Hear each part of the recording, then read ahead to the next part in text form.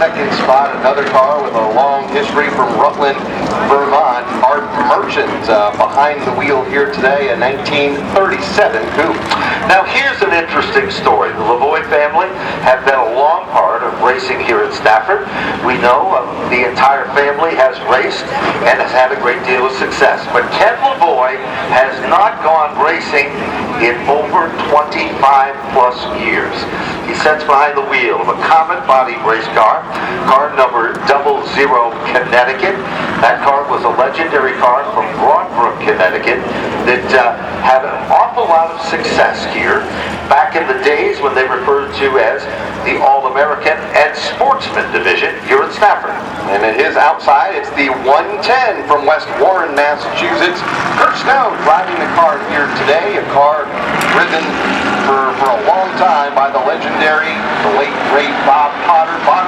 Bonneville built, Bob Potter driven, got a funky front end on this number 110. Car number 2 is the next starter on the grid in starting position.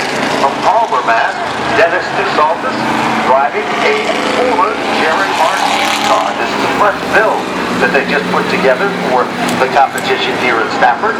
So, Dennis DeSaltis will be starting back in 5th. That's going to be car number 43 from Guilford, Connecticut. The 43 driven by Smoking Scott Noebler, rounding out that third row.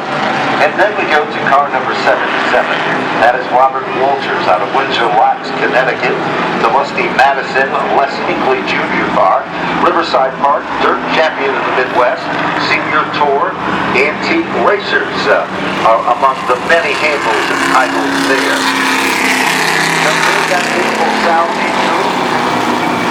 A look at, remember when Bob Potter ran the number 110, it was a standout car at the New London Waterford Speedway. And unique in the fact that it had a 3 number, and the fact that it was pink and silver, a favorite with the ladies as well. A lot of history in these cars. And there's a chance, Ben, that you have seen all of these cars in competition throughout the last, 4 or 5 decades? Yes. I'm not calling old, but you've been around for quite some time. Long time. And I think the most unique part about it is that the fact that this organization and individuals not only preserve the history of the sport that we all love and know, but they show and they remind everybody, for a long time there were static displays of race cars that were vintage old cars.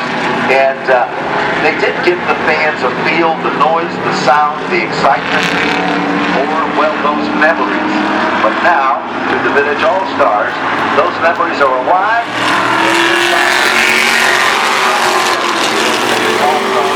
Skip Swantek leads the field into turn number 2. 6 cars on the racetrack from the Vintage All-Stars Sportsman class. Up to that fadeaway over Art Merchant in car number 64, but he's under fire right now for that second spot as they come up turn 4 to complete lap number 1. Art Merchant from Rutland, Mass. Moves up the hill just a bit. All of a sudden, the 110 of Snow comes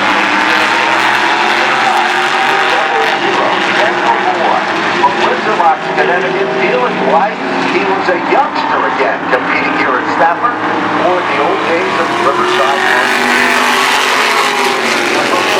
Now is Snow.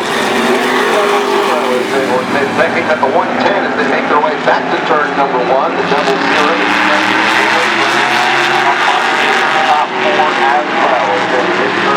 We got a 4 seconds shaping up behind Skip Swantek, the race leader. Here's in the car 70. He tries to make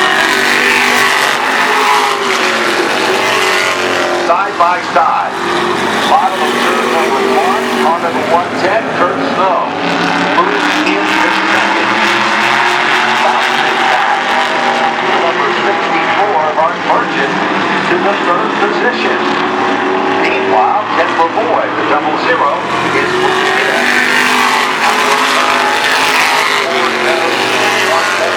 Led them all thus far in car number 70.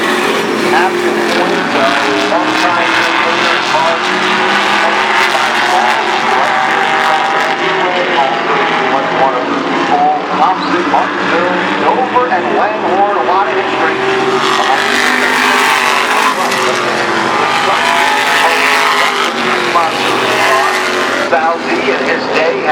what they referred to in those days as post-model plastic.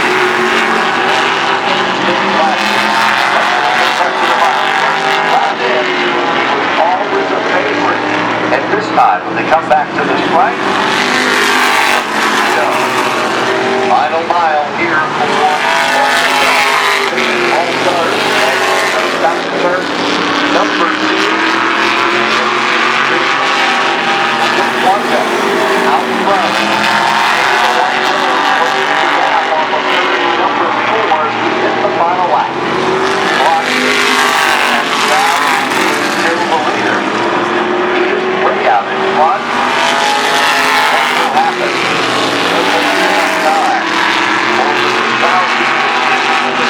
Dominate the racing action.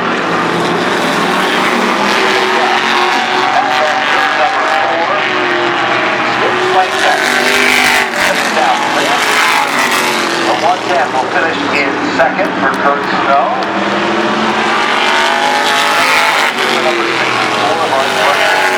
And then it'll be the 00. And that, of course, will be Lavoie or Ken Lavoie. And coming down to the wire, the number 2 car.